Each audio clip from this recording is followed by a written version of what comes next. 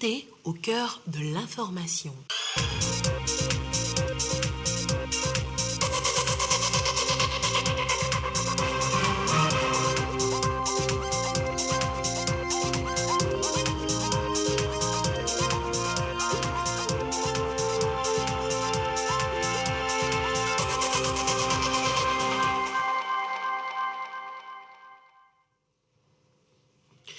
Bientôt 2 ans que le monde entier mène le combat contre la pandémie au Covid-19, un virus qui agace et qui plombe les économies chez les pays les moins avancés et pense à la relance économique post-Covid.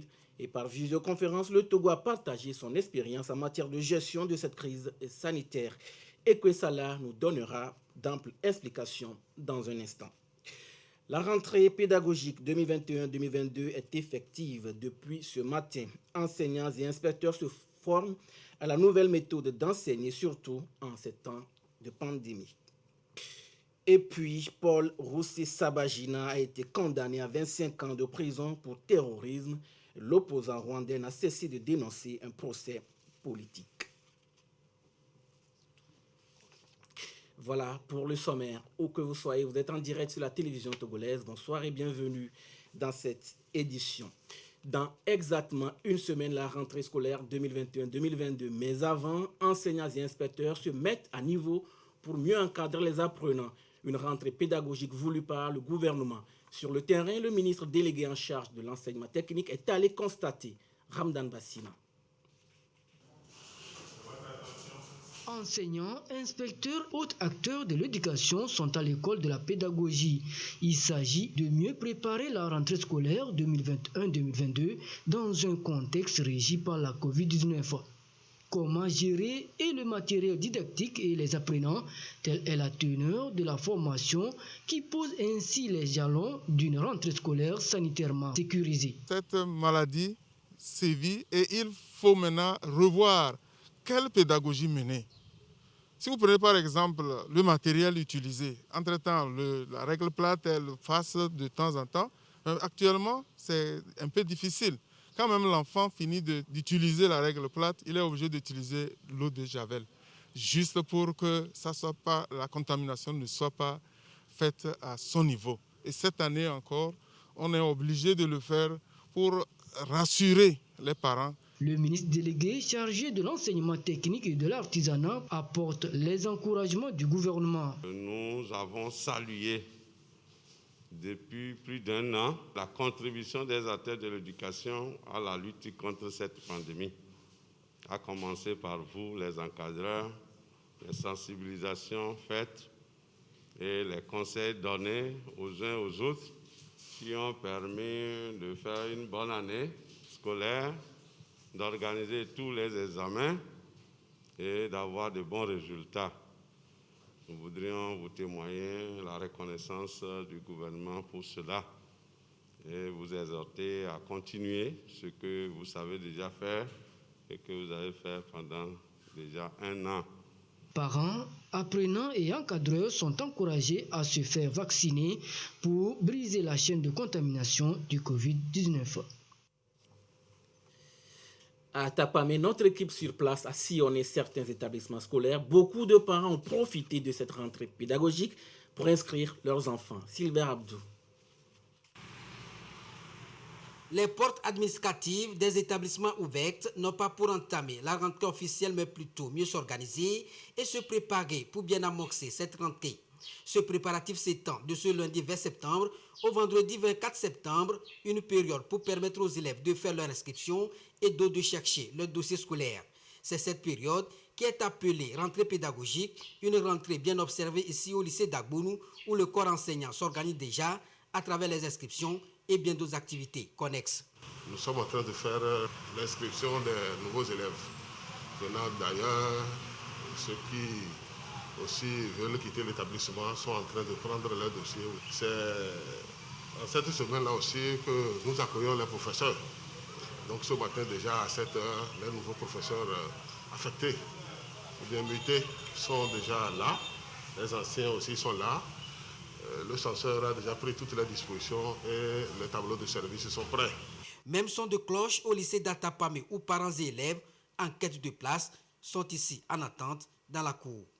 On a mis sur pied notre commission de recrutement selon la note des ministres. Actuellement, on a pris les dossiers, on les étudie et on attribue des classes aux élèves, nouveaux élèves que nous recrutons. Cette période consiste donc à mieux s'apprêter pour une reprise effective des cours le 27 septembre prochain. Et sur place, certains acteurs du système éducatif, c'est-à-dire le personnel d'encadrement, reçoivent, eux, une formation destinée à mieux planifier les activités pédagogiques en lien avec la pandémie au Covid-19. Une formation bel et bien observée ici. Le ministère a élaboré un module de formation à l'endroit du personnel d'encadrement, des chefs d'établissement et des enseignants. Puisque cette rentrée va se faire dans un contexte de la pandémie à Covid-19, nous voulons en même temps minimiser les risques de contamination. Ces acteurs vont donc à travers cette formation s'approprier différents modules, notamment les mesures de prévention de la Covid, mais aussi comment enseigner dans le contexte de cette pandémie afin d'assurer une année académique fructueuse. La rentrée pédagogique, le concept est renforcé ces 2 dernières années. Quelles sont les mesures prises au niveau de l'enseignement pour respecter les mesures restrictives liées au Covid-19? Que feront les enseignants pour une éducation de qualité? Dodo Haré a reçu dans le 13h de ce lundi Kokouezi. Il est le doyen de l'inspection générale de l'éducation. Suivez. Nous avons adopté de nouvelles dispositions de nos élèves dans les salles de classe. Désormais, nos élèves ne restent plus à 2 par banc. C'est 1 par banc, mais de façon diamétralement opposée sur les bancs. Donc, je voudrais dire, si dans le premier banc, un élève occupe la position gauche du banc, le banc qui suit, l'élève qui va s'asseoir dans ce banc va occuper la position droite. Ainsi de suite. Donc, je dirais en zigzag. Il y a un terme bien approprié pour ça, mais nous expliquons cela de cette manière. Et donc, dans les salles de classe où il y avait plus de 30 élèves, aujourd'hui, nous avons pris toutes les dispositions pour que les effectifs dans les salles de classe ne dépassent pas la trentaine. Et nous disposons les tables bancs en conséquence dans les salles de classe. Ça, c'est le premier dispositif que nous avons adopté. Le deuxième dispositif, c'est que nous avons désormais commencé par organiser les cours en flux. En double flux. Par exemple, aujourd'hui, un cours qu'on donnait pour 1 heure doit se donner en 2 heures, mais dans des salles de classe différentes. Voilà à peu près les dispositions qui nous permettent de gérer nos élèves dans les salles de classe tout en observant les mesures éditées par le gouvernement. Merci à Dodo Haré et à son invité. Comment se porte le marché des fournitures scolaires? Le sujet nous intéresse ce soir. Encore 7 jours et les classes s'ouvriront pour les apprenants. Parents et tuteurs s'acharnent pour que rien ne manque dans le sac de l'écolier. L'affluence n'est pas celle des grands jours, nous dirons les vendeurs. Antoinette Romain-Vovor, reportage. Les étalages et rayons de papeterie très sollicités. Nous sommes à quelques jours de la rentrée scolaire. Parents et tuteurs, tous affluent pour apprêter les fournitures scolaires de leurs enfants. Je suis venu pour payer les fournitures pour mon enfant et je vais payer aussi pour aider les autres aussi. Nous sommes prêts. Et le 27, c'est bon. Il faut que les enfants commencent à l'école. Oui, moi je suis déjà prêt. Même si on dit demain, moi je suis prêt. Même si la demande semble forte, ce n'est pas encore l'affluence des grands jours. À une semaine de la rentrée, il n'y aura pas de la place pour que vous puissiez rentrer. Mais aujourd'hui, il y a assez d'espace, tout le monde circule normalement. Donc les parents, certains d'entre eux pensent qu'on va encore repousser la rentrée. Il y a d'autres qui crient parce que les prix ont augmenté. Au-delà de la pandémie, les gens vont venir faire l'achat quand même. Nos petits frères et petites soeurs vont fréquenter quand même. Donc, c'est-à-dire les parents viendront acheter les fournitures. Dans les rayons librairie, les manuels au programme sont presque dispo. À notre niveau actuellement, nous pourrons dire que la vente n'est pas encore assez fixe. Il nous reste encore au moins quelques jours avant qu'il n'y ait plus d'engouement. plus de personnes et surtout plus de clientèle. Les livres les plus vendus, je dirais, ce sont les romans. Par exemple, le Journal d'une bonne. Nous avons aussi le Pourquoi moi. Nous avons aussi le Malade imaginaire et aussi les livres au programme à l'heure actuelle. La rentrée, c'est aussi la saison des bonnes affaires pour grossistes et détaillants. Depuis ce matin, il y a assez de ventes par rapport à la semaine passée. Les gens viennent acheter. Pour la deuxième année consécutive, un autre lot de matériel s'ajoute aux fournitures scolaires, les cache-nez et gels désinfectants. Une rentrée bien à l'ère Covid. L'actualité sanitaire pour poursuivre cette édition. Bientôt 2 ans que la pandémie du Covid-19 fait parler d'elle négativement dans le monde entier. Les pays les moins avancés pensent déjà à leur relance post-Covid. Une réunion interministérielle s'est organisée dans ce sens. Par visioconférence, la ministre secrétaire générale de la présidence de la République, Sandra Ablamba Johnson, a pris part aux travaux au nom du chef de l'État. Elle a partagé avec les autres pays l'expérience du Togo en matière de gestion de cette crise. Ekwesala. Par visioconférence, le Togo prend part à la réunion interministérielle consacrée aux pays les moins avancés. À cette rencontre de haut niveau, le Togo est représenté au nom du chef de l'État par la ministre secrétaire générale de la présidence de la République, Sandra Ablamba Johnson.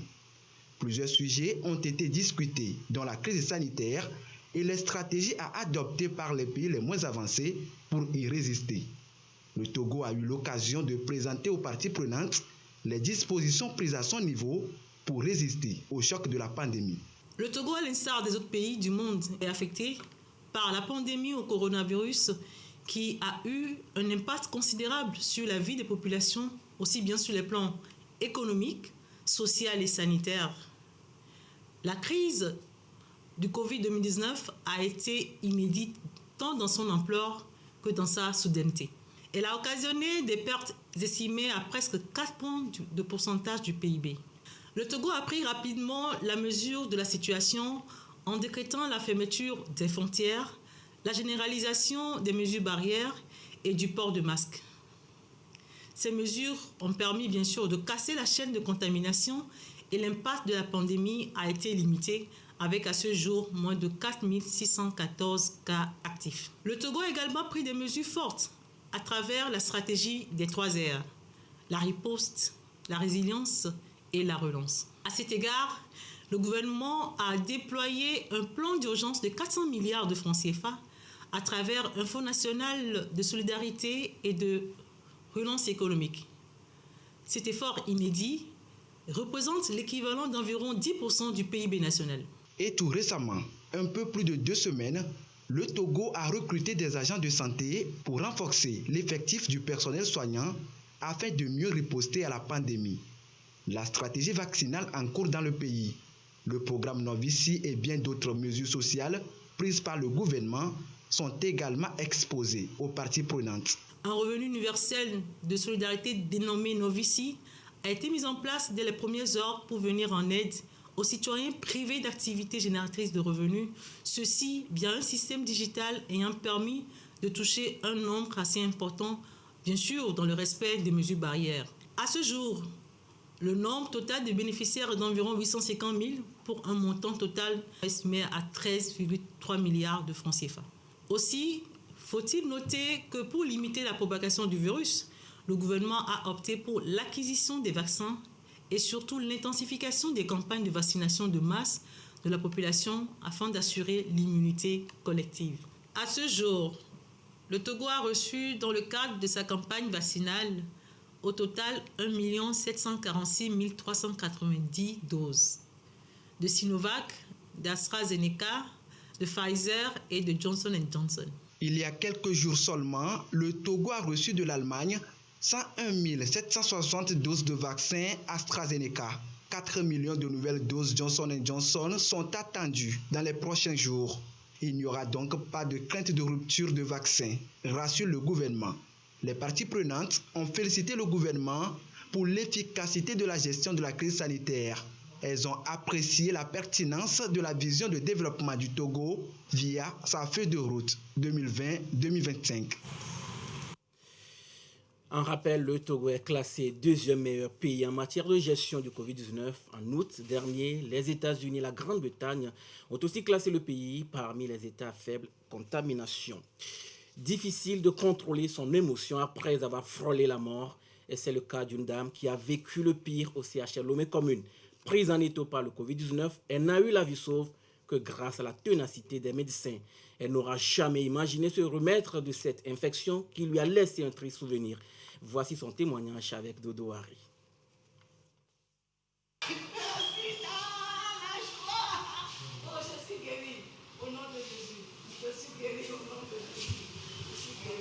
La résurrection pour cette patiente. Elle se croyait déjà morte il y a 2 semaines. Une patiente qui a fait un Covid grave, fragilisée par une détresse respiratoire aiguë. Covid-19 ne connaît pas petit, ne connaît pas grand. Les 2 semaines à la réanimation du CHR lui ont laissé un goût amer. Je suis vraiment passée par des moments pénibles. J'avais mal, des maux de tête. Bizarre, des maux de tête. À me couper le souffle, je ne pouvais même plus marcher. Je ne pouvais plus rien faire. Franchement, j'ai salué Monsieur la mort. Mais aujourd'hui, je me sens vraiment bien. Je peux sauter. Je peux sauter aujourd'hui. Je suis contente. Je suis contente. Secouée, elle s'est tout de même accrochée à la vie. Restons en vie. Une chance qui ne sourit pas à tous les patients Covid. Son combat désormais, sauver d'autres vies. Je sensibilise toute la population. Ça, c'est mon combat.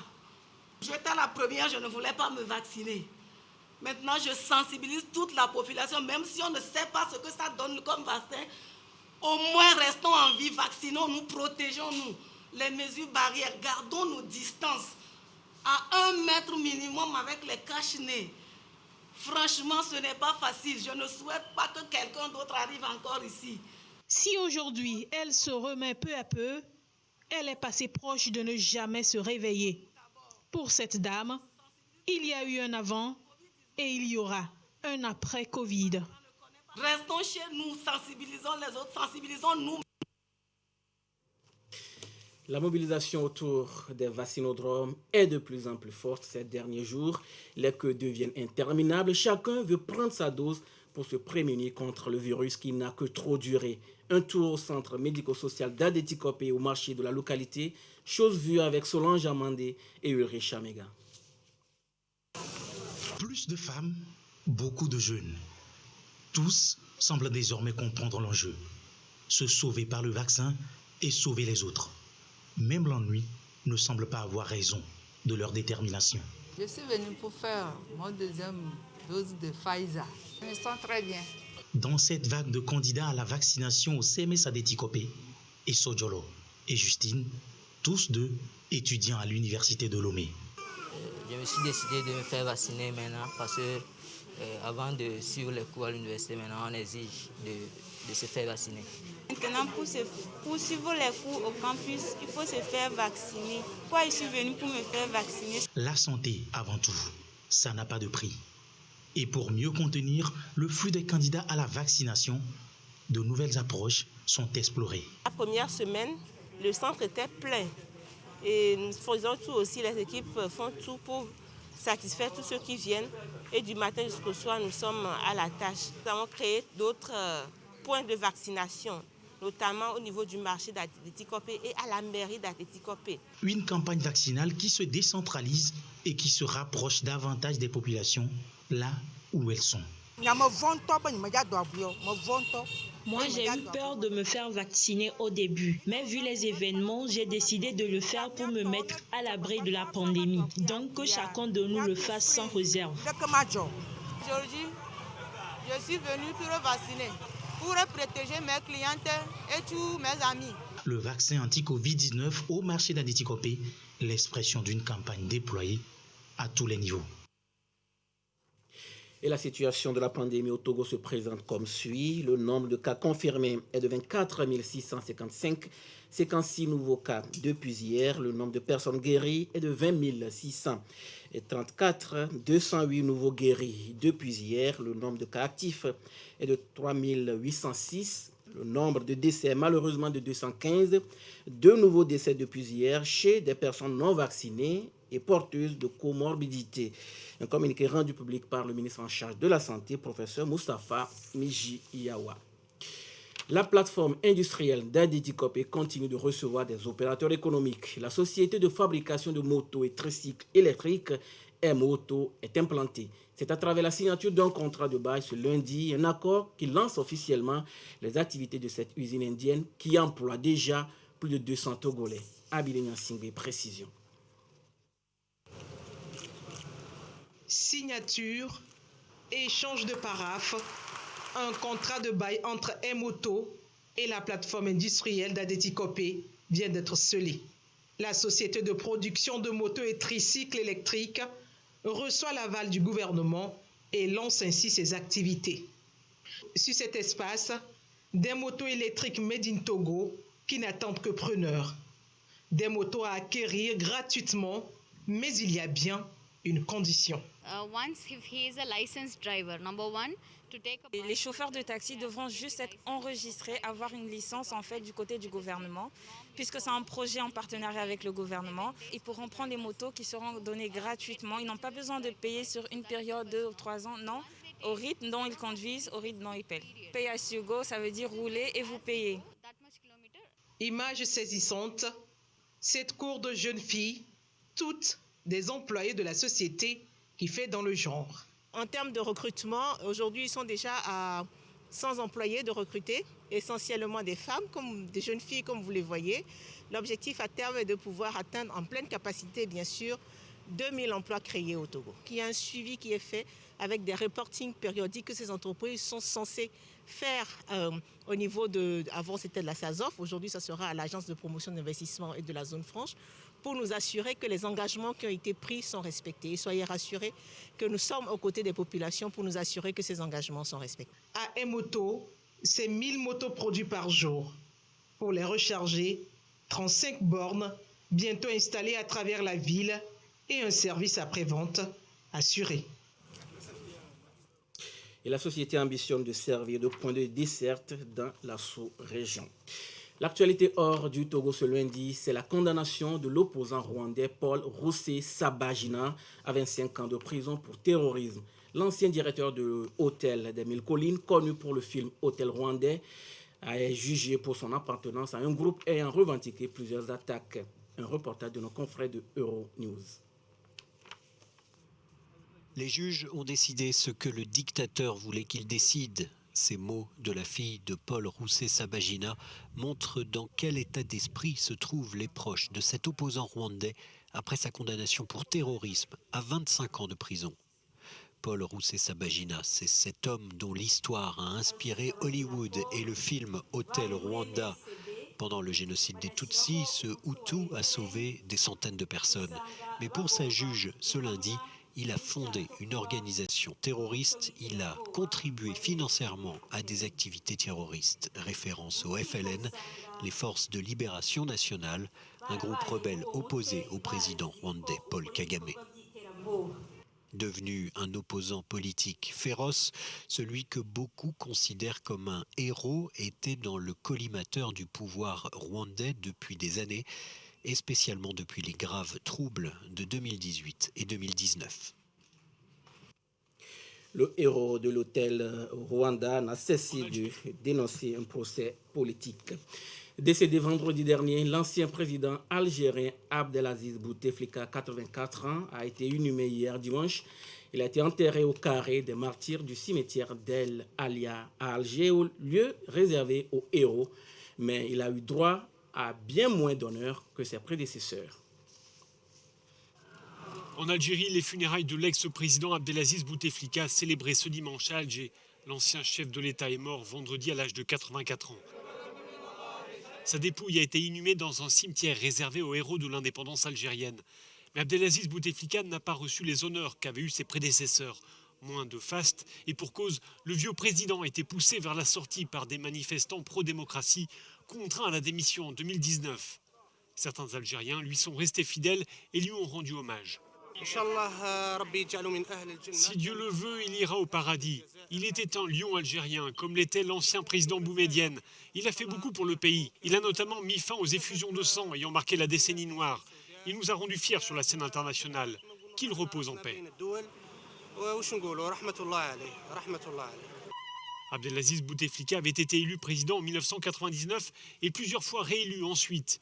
Victime d'un accident vasculaire cérébral en 2013, il n'apparaissait quasiment plus en public, ce qui a alimenté les spéculations sur son état de santé réel et sa capacité à gouverner. Il abandonnera ses fonctions en 2019, après 20 ans au pouvoir, un record de longévité à la tête de l'Algérie. Un volcan situé dans les Canaries en Espagne est entré en éruption depuis hier. Il a offert un spectacle inoubliable aux touristes sur l'île. Le volcan était sous haute surveillance depuis une semaine déjà. Un spectacle inoubliable pour les touristes, même s'ils ont été évacués. L'éruption hier d'un volcan sur l'île espagnole de La Palma est observée avec attention par les spécialistes, les autorités qui ont déplacé 5000 personnes.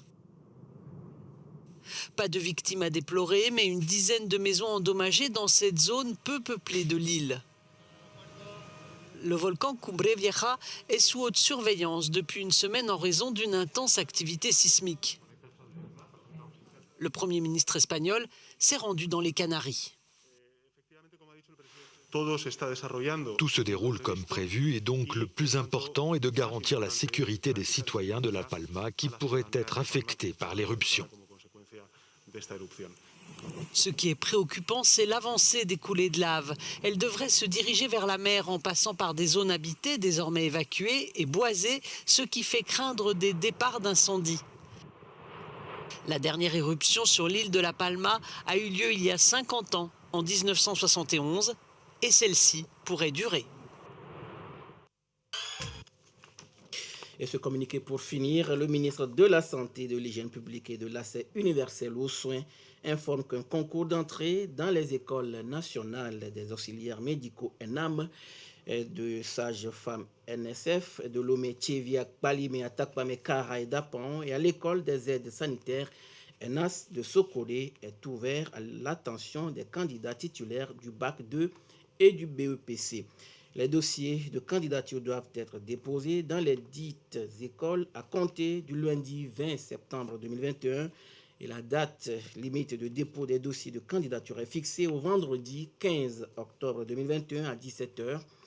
La date de l'écrit est fixée au samedi 23 octobre 2021 dans les centres de Lomé-Tchévier, Atakpame, Sokolé, Kara et Dapan. Les conditions et autres modalités d'accès au concours peuvent être consultées dans le quotidien national Togo Presse ou au lieu de dépôt des dossiers ci-dessus indiqués. Un communiqué du ministre en charge de la Santé, professeur Moussafa Miji-Yawa. Voilà, ce sera tout pour aujourd'hui. Merci de nous avoir suivis. Restez avec nous sur la TVT La Première et gardez toujours le sourire, quoi qu'il arrive. Excellente nuit à tous.